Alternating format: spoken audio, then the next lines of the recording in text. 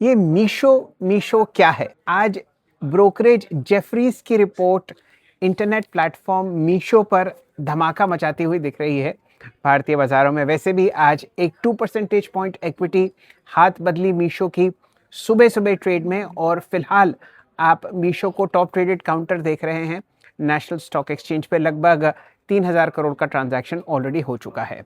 अब खबरें हैं जेफरीज की तरफ से। वैल्यू कॉन्शियस इंटरनेट प्लेटफॉर्म, जहां पर आप टायर 2 टायर 3 भारतीय सिटीज में बहुत ट्रैक्शन देखते हैं, मीशो के चर्चे चौतरफा हैं। जेफरीज की रिसर्च रिपोर्ट एक टारगेट लगाती है और अनुमान करती है कि ये शेयर लगभग आपको 225 रुपए तक जाता हुआ दिख सकता है, यानी कि आज के प्राइस 167 से लगभग 34% अपसाइड। क्या कारण है कि जेफरीज को मीशो इतना पसंद है?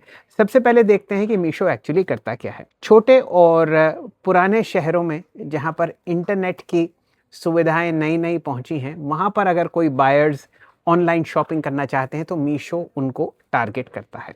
एसेट लाइट मॉडल है, कमीशंस पर फोकस नहीं करता, लॉजिस्टिक्स और सेलर लेड एडवर्टाइजिंग पर ध्यान देता है, और उसी तरीके से वो पैसा बनाता हुआ दिखता है। जेफरीज एस्टिमेट करता है कि सन 2026 से सन 2030 तक मीशो की नेट मर्केंडाइज वैल्यू बढ़ सकती है हर साल लगभग 25%। इसी तरीके से मीशो का रेवेन्यू इसी दौरान यानी कि 2026 से 2030 में लगभग 27% बढ़ सकता है। अलावा इसके जेफरीज को लगता है कि मीशो की सेल्स, बढ़ती हुई एबिटा मार्जिन और मार्केट शेयर गेन इस काउंटर को आगे आने वाले समय में अच्छा मोमेंटम में आते हुए देख सकते हैं।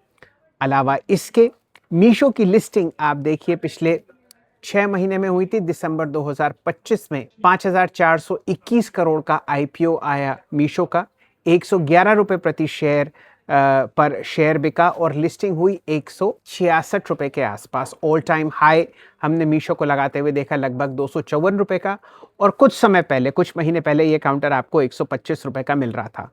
आज का ट्रेडिंग प्राइस 166। अलावा इसके आप देख सकते हैं कि मीशो में जो रिस्क्स देखता है जेफरीज वो ये हैं। हो सकता है कोई ऐसी फेरबदल हो रेगुलेशन में जिससे मीशो पर प्रतिकूल असर पड़े। सरकारी नीतियों में परिवर्तन होता ही रहता है, शायद उससे मीशो को नुकसान हो सकता है। डिस्ट्रीब्यूशन की जो हाई कॉस्ट है, लॉजिस्टिक्स की जो हाई कॉस्ट बढ़ती हुई दिख रही है, तेल के बढ़ते दाम, उस वजह से मीशो की मार्जिन्स क्रिम्प हो सकती हैं। और साथ ही साथ मैक्रो हेडविंड्स, यानी कि अगर हमारे देश में ही इकोनॉमिक स्लोडाउन हुआ तो ये मीशो पर अच्छा असर नहीं दिखाएगा। वैसे भी मीशो कोई सस्ती कंपनी नहीं है। लगभग आप समझिए 80,000 करोड़ की ऑलरेडी मार्केट कैपिटलाइजेशन है मीशो की, तो ये एक बड़ा मिड कैप काउंटर है।